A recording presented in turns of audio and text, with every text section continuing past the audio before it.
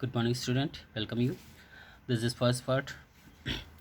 Okay, in previous part we studied about the Razia Sultan, and she was the first lady who sit on the throne of the Delhi and ruled for only 5 years. Okay, now Ghayasuddin Balban, initially a slave of Iltutmish. Okay, initially he was the slave of Iltutmish, and Balban became a very powerful noble in his court. Okay, he was a very powerful noble in his court. He was one of the most powerful amongst the Chalgams. Okay, Chalgam was the group of 40 nobles, and he used to took after the affair of the sultanate, and he seized the power. He become the sultan soon after Razia, and he seized the power from the other nobles, and he killed the Razia Sultan in the battle, and he becomes sultan after Razia. Now next, Balwan was a shrewd politician. Okay, he was a shrewd, clever. We can understand the meaning of shrewd means clever.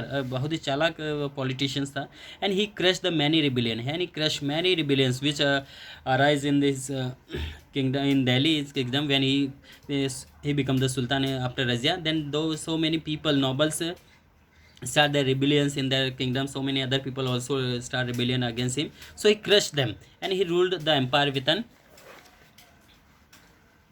iron hand. Okay, with an iron hand. Okay, iron hand means he introduced the practice of sajda. Okay, this practice is introduced by the Balwan sajda. It means kneeling before the king with the head touching the ground. Okay, जैसे हम देखते हैं मंदिर में जाते हैं हम घुटना एक बल भगवान को प्रेयर, ठीक है, प्रेयर नमस्कार करते हैं, उसी तरह उसने भी वहाँ पे सजदा एक प्रैक्टिस चलाया था, जिसमें when a people come to the in the his court in front of the king, then he must be bend on his kneeling and head touching of the ground. Okay, as he grabbed the power in the Chalgam nobles, and he grabbed the power Chalgam in his hand, and they now had a wear a special dress, bow down before the sultan. Drinking was a prohibited. Drinking of alcohol means wine. Drinking of wines is a fully prohibited in his kingdom. And Balwan had a good network spies who inform him about any politician development. Okay, he has a good network spies who inform him about any political developments in his kingdoms, and especially in Delhi. He recognized the army and managed the curb the Mongols attack instead of expanding during the empire. He said about the consolidating it. He had an excellent administrative system. Okay, he had an excellent administrative, well developed administrative system, so he can rule for a long period, and he restored the peace and order in his kingdom. So Muslim rule become a firmly established by him. Now after Balwan, next dynasty come at the throne of the Delhi, Khalji dynasty. Okay, from 1290 to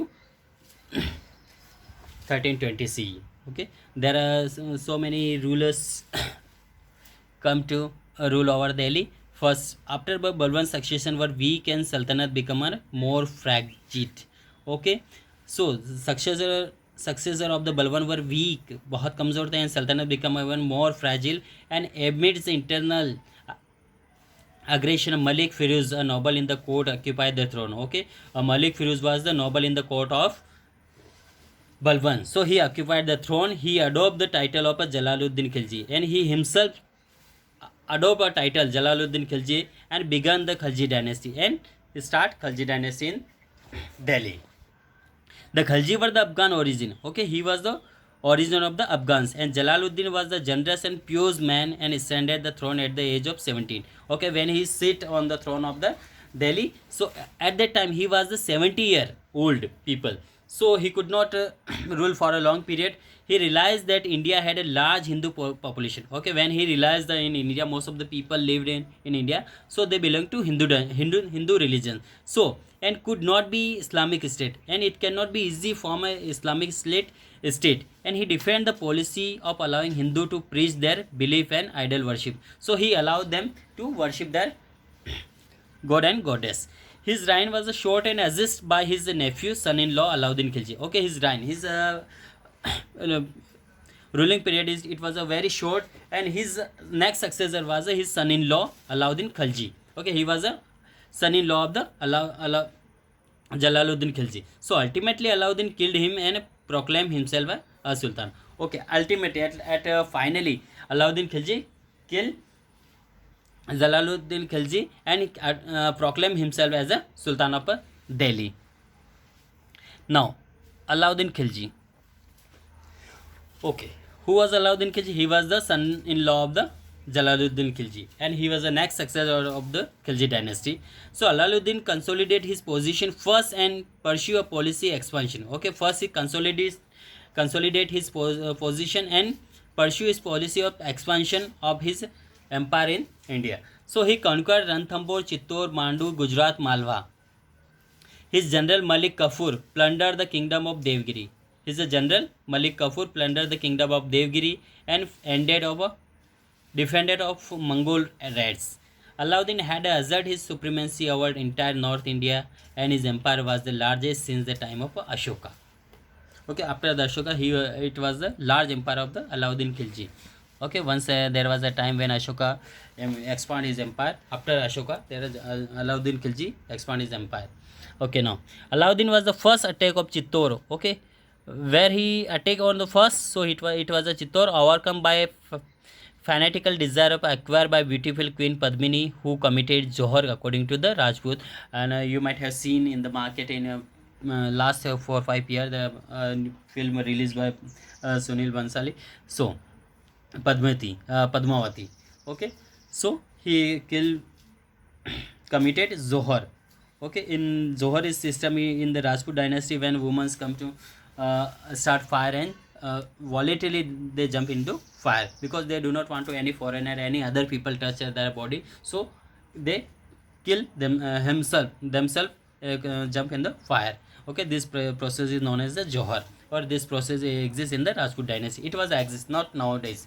Okay, Alauddin was a orthodox Muslim. Okay, it was a orthodox means Kattar Muslim tha, and was intolerant to other religion. Okay, he could not tolerant to other religion, so he plundered and demolished many Hindu temples, and he plundered so many temples which exist in India, and destroy so many Hindu temples. The Hindu had to pay more tax and compared to the Muslim. Okay, and when he find taxes from the Hindu, it's too much, and they gave relaxation to the Muslim, and many Hindu were forced to convert to Islam. Okay, now next.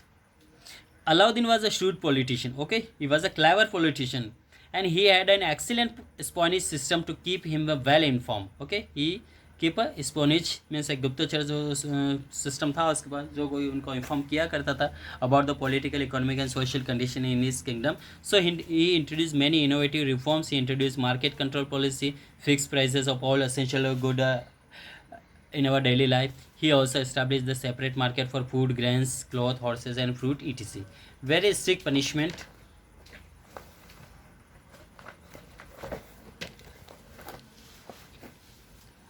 were prescribed for cheating and underweighing. Okay, he controlled the taxation, fixed and rate of revenue. He also curbed the power of noble and banned alcohol and parties. He confiscated land given to the nobles. Also, he introduced the first permanent standing army of India. He recognized the army and directly appointed the soldier. This salary were given in a cash, and horse were also branded. He kept in his coat. Now, remaining last point paragraph. Alauddin was one of the ambitious builder of that time. Okay, he was a very ambitious, बहुत महत्वाकांक्षी था, builder of that time. He built the Alai Darwaza, the Shri Fort, second city of Delhi, and Hazar Sultan, the palace of Thousand Pillar. He also built the magnificent tank Hazari Khas.